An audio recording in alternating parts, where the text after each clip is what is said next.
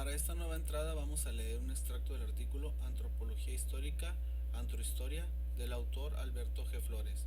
Voy a recordar que este es un artículo publicado originalmente en el año 1998, así que muchas de las ideas que aquí están expresadas para el autor podrían estar ya superadas. Comencemos. Hace 20 años el historiador Lawrence Stone afirmaba que cada ciencia social es una frontera que se mueve rápidamente. Desde entonces dichas fronteras parecen haber chocado de manera frontal, generando una gran cantidad de preguntas acerca del fundamento epistemológico de las disciplinas. La primera salida que se planteó ante este problema nos remitió a la idea de la interdisciplinariedad y a la constatación de su tremendo auge metodológico. Pero otra posibilidad, la reconstrucción de los objetos de las disciplinas sociales a partir de dichas prácticas interdisciplinares, no parece formularse todavía con claridad. Aunque el tema es común a casi todas las disciplinas sociales y a sus campos subdisciplinares, en el presente texto se escoge un caso en particular, el de la relación entre la historia y la antropología, el cual puede ilustrar la discusión más general acerca del problema. Tanto la historia como la etnografía antropológica, nos recordaría Claude Lévi-Strauss, tienen que ver con sociedades distintas a aquellas en las que vivimos. Que esta alteridad esté ubicada en otro tiempo, en otro lugar remoto o aún en otro espacio dentro de una misma heterogeneidad cultural. Ello es de importancia secundaria si se compara con la similitud básica de su perspectiva. Esta es, en ambos casos, salida con sistemas de representaciones diferentes. Allí se encontraría el lugar común donde acaban por encontrarse las dos disciplinas, de manera especialmente intensa en el caso de lo que por ahora se ha denominado antropología histórica. La antropología histórica ha sido uno de los campos interdisciplinarios más tradicionales y exitosos. Sin embargo, los desarrollos más recientes de la historia y de la antropología han cuestionado e incluso cambiado de manera importante la concepción de sus objetos disciplinares, con lo cual sostengo yo aquí temas como el de la antropología histórica empiezan a haber problematizado su estatus epistemológico. En lo que sigue se hará una breve presentación de algunos procesos de cambio en el ámbito de la antropología y de la historia para ver sus efectos sobre la tradición más generalmente aceptada de la hasta ahora denominada antropología histórica. Antropología cultural versus etnografía. Tan crudo como pueda sonar, especialmente para la academia colombiana, el tema del fin de la antropología ha sido repetidamente planteado en los últimos años. Gran parte de la discusión se ha centrado en la desaparición aparente del objeto de estudio de la antropología, una vez que las sociedades exóticas desaparecieron como concepto diferente al de las sociedades modernas y cuando la diferenciación entre sociólogos del primer mundo y antropólogos del tercer mundo ha desaparecido casi del todo en la actualidad. En su más reciente libro, Clifford Geertz, uno de los más influyentes antropólogos contemporáneos, realizó una interesante historia intelectual de la antropología como oficio a partir de su propia e ilustradora experiencia. Resulta impresionante cómo Geertz admite la certeza de la crisis de la antropología ante la imposibilidad de una salida a través de una renovada definición disciplinar coherente. Él acaba remitiéndonos a una referencia empírica del oficio construido prácticamente a partir de un estado de ánimo, una actitud o un clima de opinión. En términos sustantivos, desde sus inicios y hasta hace relativamente pocos años, la antropología se dedicó al estudio de lo que se ha denominado las culturas primitivas. Estos dos términos, cultura y primitivo, fueron centrales en la mayoría de los desarrollos de la antropología y sus diferentes escuelas. Ello implicó, en el comienzo de la disciplina, una mirada centrada en una sociedad europea y más ampliamente occidental, la cual exploraba sus externalidades con un fuerte sentido arqueológico y etnológico. Fue común oír hablar de dicha posición geográfica en muchos y variados términos: sociedades frías versus sociedades calientes, sociedades primitivas versus sociedades complejas, sociedades exóticas o tradicionales versus sociedades modernas y así sucesivamente.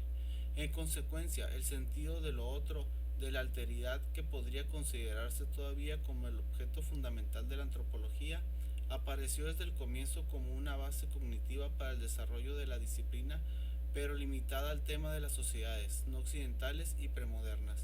Este matiz de la mirada a lo diferente ha evolucionado profundamente considerándose el análisis de la alteridad como un tema endógeno de las mismas sociedades industriales. Hoy se estudia también el llamado mundo mayor desde sí mismo, pero todavía se tiende a enfatizar la mirada hacia los grupos y temas marginales a un centro social o conceptual definido.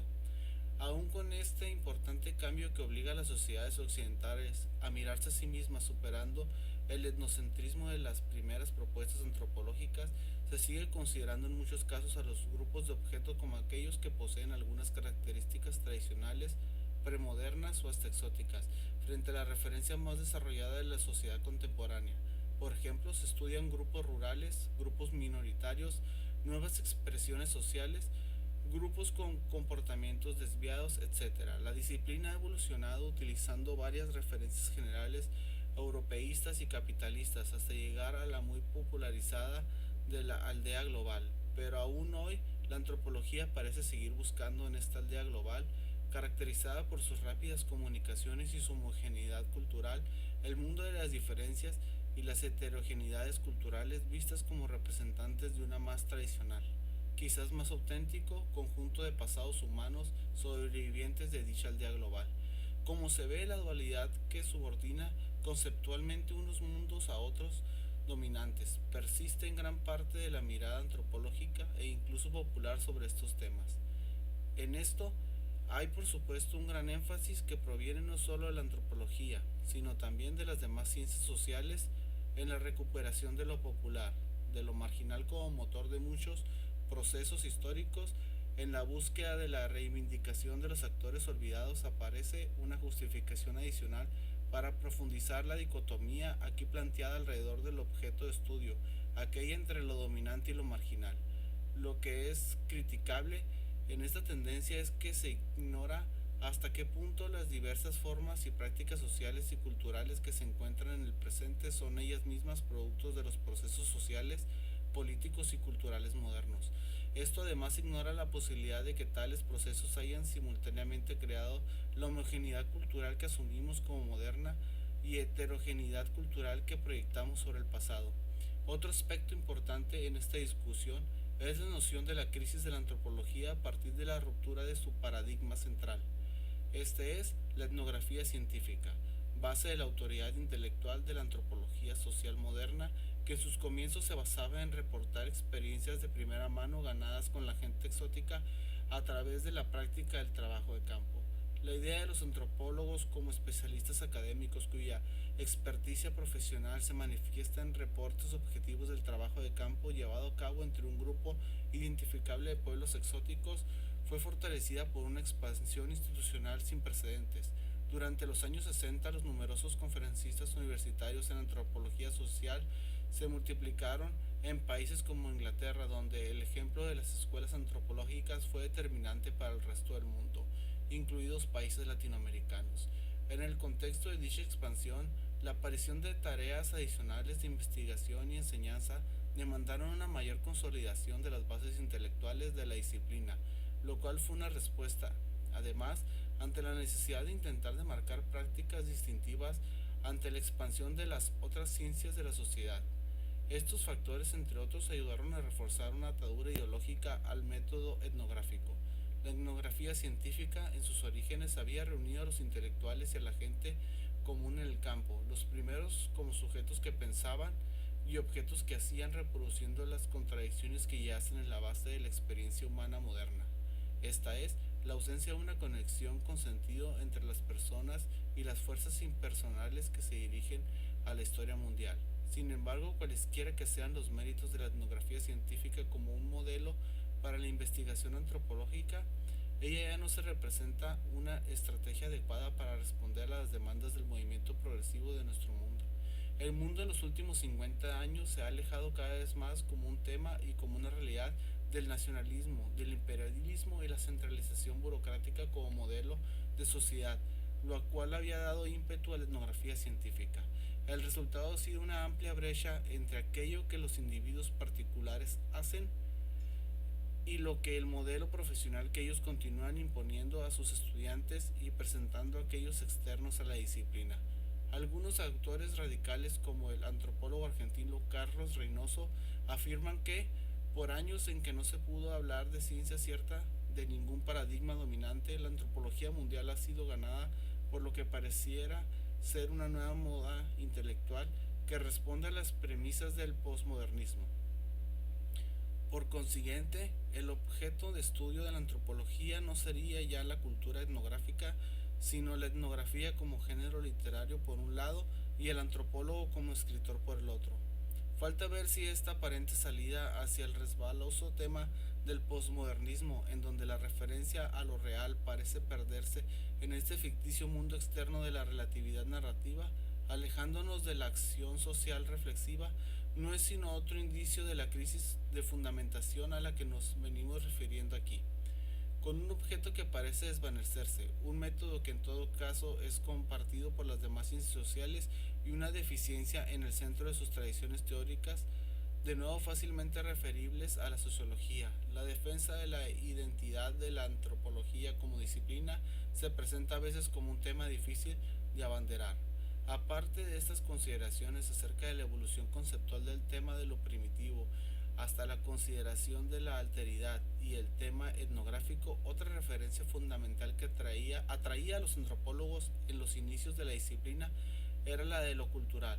La cultura como concepto unificador de la antropología jugó un importante papel histórico. Este término llegó a tener muchas diferentes definiciones y la manera como un antropólogo utilizaba el concepto era útil para diagnosticar los supuestos de su trabajo. Así como algunos de los principales esfuerzos de los antropólogos más leídos han tenido que ver con sus aproximaciones al concepto de lo cultural, dentro de la multiplicidad de propuestas antropológicas ha sido de gran influencia el libro del mismo Clifford Geertz, La interpretación de las culturas de 1973, el cual más que una nueva posición antropológica evidenció con suma claridad, a mi manera de ver, el espacio común que existe entre diversas disciplinas a la hora de definir y apropiarse del concepto de cultura. En dicho libro se da cuenta de una pérdida, si es que le puede llamar así, de la propiedad intelectual del término cultura por parte de los antropólogos. Retomando al sociólogo Max Weber y basándose en una referencia semiótica, Geertz planteó el análisis cultural como una tarea interpretativa antes que etnográfica, el tema coincidente en las más recientes críticas al modelo etnográfico. El de lo simbólico, de lo representativo, ha sido desde entonces ampliamente desarrollado por las otras disciplinas, generando un terreno de interdisciplinaridad que explica en parte la dificultad de las disciplinas por permanecer en su estatus definido alrededor de, por ejemplo, este objeto preciso de estudio. El prefijo cultural ha llegado a denotar un creciente subcampo dentro de campos académicos como la historia, la sociología, la antropología y la psicología, y el paradigma interpretativo de las humanidades y las disciplinas estéticas ha generalmente adquirido un estatus mucho más legítimo dentro del corazón de las ciencias sociales y aún naturales.